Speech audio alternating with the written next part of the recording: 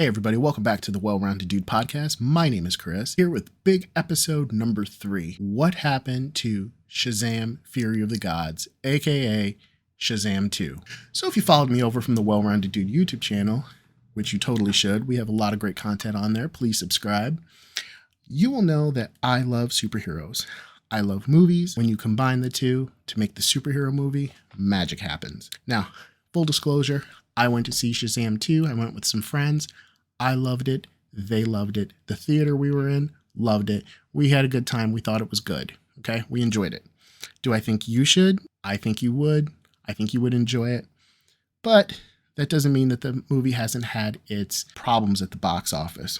So I'm going to give you some reasons why that could possibly be. I'll give you some facts and I'll give you my interpretation of those facts. But let's start off with the box office. Domestically, it was estimated to make the high expectation would be 53.5 million. The low expectation was 35. In its first week, domestically, it brought in 30.1, which is under what they estimated. Globally, or internationally, I should say. Internationally, it brought in another 35 million for a grand global total in its first week of $65 million. Way under expectations. Now, as we sit here, we're in the second week of release. The numbers that I'm about to give you probably aren't 100% accurate because it's still early for that second box office estimated number. They're not going to give a final number yet. I'm filming this on the 27th of March, so it's still a little early for a final total for its second week of release, but so far it has made over $102 million. Domestically, it's about 45% of that at $46 million, a little bit higher than that. Internationally, $56 million. So it's made more internationally than it has domestically.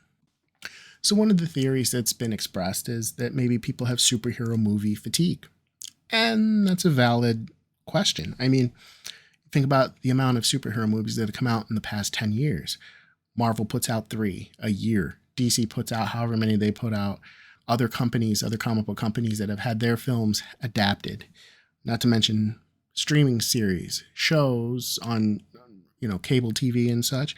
Maybe people are a little bit tired, but it's still a popular genre and people are still into it, in my personal opinion. But it could be also, too, that we just put an unfair burden on or expectations of superhero movies on how they're supposed to perform. I mean, not a lot of movies crack 102 million worldwide in their second week of release. That's just, it's bigger budget movies that do that. But I mean, it's not bad. It's just, it didn't bring that in its first week. People are like, oh, is it failing? The movie failed. Is it done? Is it bad? It must not be good if it's not making that much. And I mean, that is a possibility. I'm not going to sit here and say that every superhero movie is fantastic. There are certainly ones that I don't like. But just because it didn't make as much as, let's say, Black Panther did, doesn't mean it's a bad movie or that people are getting tired of it. It could also do with the character. I mean, Shazam is not a huge character. That could be a whole lot of the issue. It could also do with marketing. That's been another theory, is that the marketing was poor. And it's one I would probably have to agree with. They did not do a lot of marketing for this movie. The marketing that they did have kind of spoiled a little bit of what would have been a nice surprise, if I'm speaking honestly. And they didn't market this as a family film. They kind of marketed it as another superhero movie that may not be too appropriate for kids. But I mean, this is probably something that you could take your little kids to go see. And I think that's a huge missed opportunity. The core of this movie is family values, or being a family, working together and teamwork and being there for one another. It's a huge missed opportunity to not market it that way. It also begs the question, is this another Warner Brothers failure? Warner Brothers has been known to drop the ball when it comes to at least the DC side of things most recently. There's certain things that they have done, some missteps they've made most recently with the handling of Black Adam and its release. The marketing wasn't there for that either, to be honest. I mean, they kind of relied on Dwayne Johnson, The Rock, and he did what he could. At the end of the day, they weren't happy with the amount of money that was brought in. Also, do remember that Black Adam was not released in China. I don't know exactly why, but it was not released. So it didn't bring in as much money as it possibly could, and they're deeming it a failure. You can't see me, but I'm doing air quotation marks. I don't think the movie was a failure at all. I think the movie was pretty good. But, since they've decided to part ways with The Rock, they were releasing some not so good information, stuff that probably should have remained behind the scenes. But Warner Brothers has a knack for that. They like to slander the people they work with. If it doesn't work out their way, Warner Brothers will release sly articles. They did the same thing with Zack Snyder, in my personal opinion. So it could be that. There was also fallout because of the end credit scene of Black Adam, which featured Henry Cavill as Superman, returning to the role of Superman in October and being fired in the month of November, pretty much. That has left a bad taste in fans' mouths, especially them prompting Henry Cavill to make a social media video on Instagram and say, hey, I'm back as Superman, just for him to write a note 2 months later saying, hey, I'm out, guys, sorry. Oops. And that's partially because of an ill-advised reboot, in my opinion. The timing, at least, is ill-advised. I'm sure you guys have heard that there is a big DC reboot coming that they're going to try to rebrand under the direction of James Gunn, which, again, is a polarizing figure to the fans. I personally am not a big fan of James Gunn's work. I am not a fan of him personally. He did have a scandal a few years ago. I'm not going to get into it because you guys have Google. You can figure that out. But we're going to keep it professional here. I'm not a fan of his work. And to be honest, he directed The Suicide Squad back in 2021. And that movie underperformed. Now, granted, a lot of people will say it was done at the height of COVID. It was not done at the height of COVID. It released in August of 2021. Granted, I will say there was still some worries about the pandemic. I'm not going to be oblivious to that, but it didn't even make back its budget. And a lot of people will say, well, it's because of COVID, but Godzilla vs. Kong made twice its budget. And that came out earlier in March of 2021. So people were going to the theaters then. And certainly by August, things were picking up a little bit. So that's not 100% the reason why his movie didn't do well. But he is in charge of this new DC reboot. And frankly, a lot of fans, a lot of people aren't happy about it. So for those of you that don't know, the DC reboot is spearheaded by James Gunn. He is releasing a Superman legacy movie. Basically, anything that came out with Man of Steel up until Blue Beetle that releases later this year, I believe, is just kind of moot. He is doing it over. His announced lineup is, like I said, Superman Legacy, Creature Commandos, an animated series that's going to be on HBO Max. He is doing Paradise Lost, which is based on Themyscira, Wonder Woman's home. He's doing The Brave and the Bold, which is supposed to be with Batman and Damian Wayne is Robin, and all these movies so far don't have anybody cast to portray these characters. There's Swamp Thing, there's Lanterns, which is supposed to be a Green Lantern HBO Max series, which technically he didn't create, and some other lesser known properties like The Authority is supposed to come out. And personally, in my opinion, the announcement of this was kind of ill-timed, being that you have 4 other movies at the time that were coming out. Shazam 2, Aquaman, The Flash, and Blue Beetle. Now, I think that there's been a lot of lackluster reception to Gunn's announcement, and there's been positive too. I don't want to paint the picture that nobody's excited for it. It's pretty split, but with it being announced so early, I do believe it had a negative effect on the box office of Shazam 2. I mean, I enjoyed it, but I can see why somebody would be like, nah, I'm going to skip it. Why bother go spend money? It's going to cost me $12 or $15, at least around here. I know ticket prices are more expensive elsewhere, but, $12 or $15 to go see a movie, spend the money on the food, and it's all going to be, even though you have a good time, it's all going to be pointless because none of the characters that are coming out in the movies are going to be featured in James Gunn's Chapter 1 is what he's calling his slate of DC movies. Now, he also, in fairness to James Gunn, he also did announce that this isn't the complete lineup. It's just what he could release so far because he didn't want to spoil anything, which I take with a grain of salt.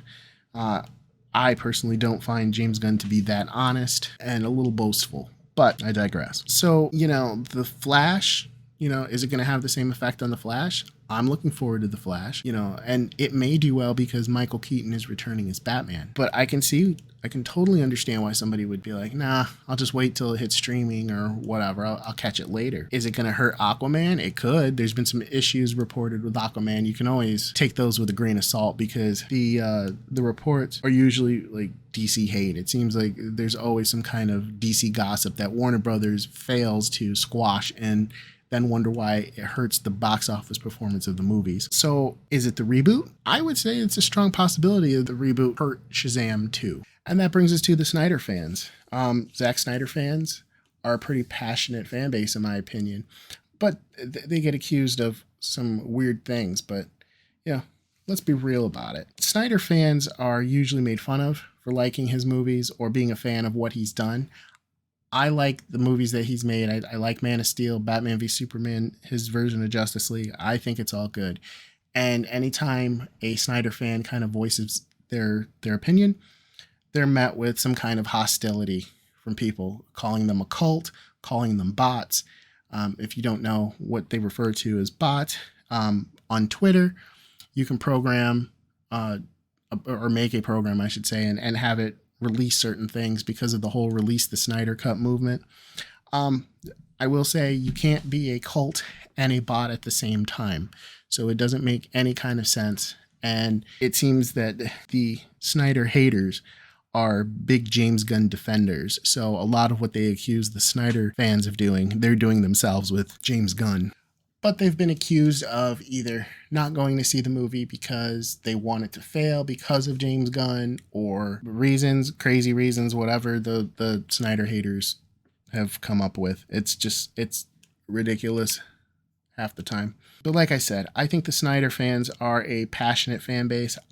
I mean, technically, Shazam 2 is in the Snyderverse. So I don't see why, if they want it to continue, why they would see it flop.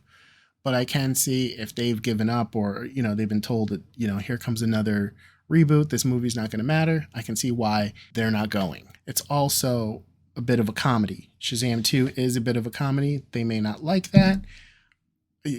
Snyder's movies tend to be a little bit more serious and a little bit more epic. Shazam seems to be a bit more, like I said before, a family comedy. So they could also just not be a fan of Shazam. Also, I don't think Zachary Levi did himself any favors after the disappointing news of the box office for the first week by sharing and talking about this article about The Rock vetoing his cameo in Black Adam and then not letting the JSA members be in Shazam 2. It comes off very whiny, and cameos aren't going to make or break a movie. Just because Zachary wasn't in Black Adam wouldn't have made Black Adam a little bit more money, and vice versa by having the actors from the JSA show up in Shazam 2. That's not going to affect the box office anyway. I don't see why he would bring that up. It seems very childish and petty to me, and made it seem like he was blaming The Rock. And he later did get on Instagram or some social media and do a live video and say that that's not what he was trying to do. But it just begs the question, like, why do it at all? It doesn't help. Just because, so the JSA wasn't allowed to be in your movie doesn't help. Doesn't change anything. The post-credit scenes were weird enough. Having James Gunn's wife in there was a little weird, to be honest. It made me think that it was shot, fairly recently. But, like, why bring up what Dwayne Johnson did, 6 months ago? Doesn't matter. So all in all, where does this leave us? Well, I think it's unfortunate that Shazam 2 is suffering now. Whatever reasons, the opinions I've gave are of my own. I know a lot of people share them too, but they are my own. There's a lot of people who would disagree with me. They would say it was a bad movie. They would say, it's just another excuse or another reason why there needs to be a reboot. I would disagree with that wholeheartedly, but because I don't think that it needs a reboot. I think there's enough here for the movie universe, the DC movie universe, to continue. But at the end of the day, it's sad that a movie that was popular, at least the first in the series was very popular. Shazam was popular enough that it got the sequel, and now it's limping forward. It did cross $100 million. At this point, I would expect it to make back at least its budget. Its budget was like 125 million from what I'm reading, 128 million. Those aren't exact numbers, but I would imagine it would definitely at least make back its budget. It may make a little bit more, but it would be hard pressed, I think, to say it would make 200 million. They have announced that it's going to be on HBO Max next month, which would also deter people from going to the theater to see it now, which is weird. It's again, I think that's another misstep by Warner Brothers. Wait a little bit, give it time, because, now if you were thinking like, oh, week 3, okay, I'll go see it, now you really don't have much of an incentive to go, because you can just wait till the end of next month, I think, is when they're really talking about it hitting digital. So it's just a shame. I think that the DC universe has gotten an unfair shake at looking at the box office, just because people compare it to the movies that are coming out at the same time the DC movies are. But when DC was building a universe, Marvel was in the middle of theirs. And so you're not comparing the right numbers. Look at the early numbers. That's what I would compare, and have always compared, in my personal opinion, the DC numbers, building their universe with Man of Steel, Batman v Superman, Suicide Squad, Wonder Woman. Look at those numbers and then compare them, instead of comparing them to like Guardians of the Galaxy 2 and some of the other ones that were out at that same time. Compare them to like Iron Man. Compare them to, the Hulk, the Incredible Hulk. Look at those. And you'll see they were doing much better for starting their universe at the time. Now, you can also see where Zack Snyder's influence. He did have some serious influence in the early movies up through Aquaman. And you can definitely see that's where they made the majority of their money. Once he was let go and they went to their different vision, their filler, as I say, the filler that didn't stop. You can see where the money started to decline, and where it was, where they didn't have a clear vision, it started to decline. So again, that's just very unfortunate. I hope, that the Flash doesn't suffer from it. I'm really looking forward to the Flash. I would love to see it do well, but at this point, even if it does well, it doesn't really mean much. They're going to reboot it anyway with the James Gunn's version. And to be honest, I'm not really excited about what James Gunn has offered. Superman Legacy just sounds like a movie version of Smallville that was on TV for 10 years. It just doesn't seem, very exciting. Now, a trailer could come out and I could change my mind. But judging from James Gunn's storytelling, I'm not a big fan of. He seems to do a lot more slapstick comedy, a lot more, at least to me, it's slapstick comedy. It's very one-note. You can see what's coming. He pretty much does the same thing in all of his superhero movies. There's always some kind of animal. There's always some kind of dance scene. There's always a lot of dick jokes, or formulaic. You can just see what's coming. You see the beats coming. And that's unfortunate. Does this mean that his movies are going to be terrible? No. I mean, I could sit here and tell you that they would be, but I'm going to be waiting for a trailer. I could see a trailer and have a completely different opinion on his movies coming out. But I will say that given his track record with Peacemaker and The Suicide Squad, both of which I was not a big fan of. To me, in my personal opinion, he does good, breaking up the monotony. If you've got, a super serious or a serious take on movies, like the DC universe was, and you throw in a movie like The Suicide Squad and a series like Peacemaker that has a little bit of comedy and brings in, a little bit of levity. I mean, it's a welcome change, but it's not something I would want to see the whole universe be. I don't want to see it like that. And that's my biggest fear, is that that's what he's going to do. He's going to make it, oh, come on, Mom, Pa Kent. Come on, Crypto. Let's go dance in the cornfields. It's time for our dance number. And that's just not something that I'm really excited to see. So while I do have my doubts, I will wait till a trailer drops before I pass my final verdict on whether or not I will see his DC universe. So what happened to Shazam 2? A whole bunch of bullshit. It's sad but true, be it lack of interest or a poorly timed reboot announcement or company mismanagement or some kind of combination of all three. It's not doing well. I hope it does pull up because it is a fun, entertaining movie. Don't let the drama that's going around stop you from going to see the movie. I think you'll enjoy it. Hopefully The Flash does better, though. With that being said, thanks for sticking with me. Please leave me a comment. Let me know. Do you agree with me? Do you disagree with me? Do you think it's something else that I missed? I would love to hear it. Also, too, please follow the Well-Rounded Dude podcast. Check out the Well-Rounded Dude on YouTube. If you guys like our content here, you're going to love what we do over on YouTube. And check out the Well-Rounded Dude webpage. Check out our merch page as well. Dude 15 will save you 15% off your total purchase. We got a lot of cool stuff there, guys.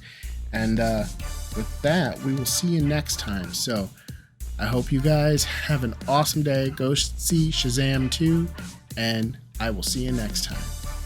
Peace.